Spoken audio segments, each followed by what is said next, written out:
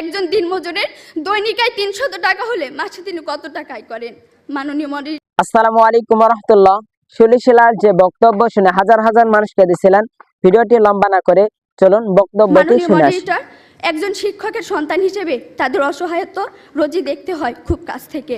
মাননীয় মডারেটর, গত ঈদে আমি যখন একটি ভালো পোশাকের জন্য কান্নাকাটি করছিলাম, তখন বাবা আমার হাতে কাগজ কলম ধরিয়ে দিলেন, আমার দিকে ছুড়ে দিলেন একটি গাণিতিক প্রশ্ন। একজন দিনমজুরের দৈনিক আয় ৩০০ টাকা হলে মাসে তিনি কত টাকা আয় করেন?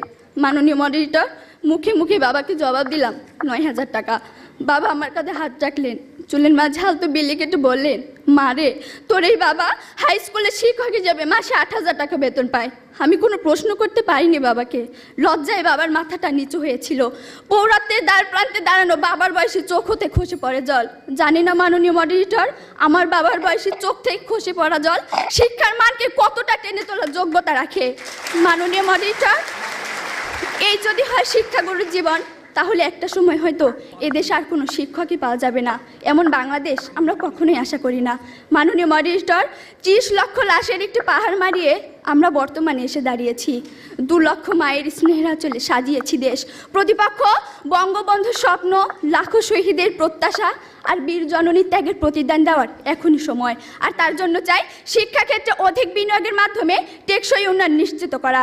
ধন্যবাদ মাননীয় মডারেটর, ধন্যবাদ সবাইকে।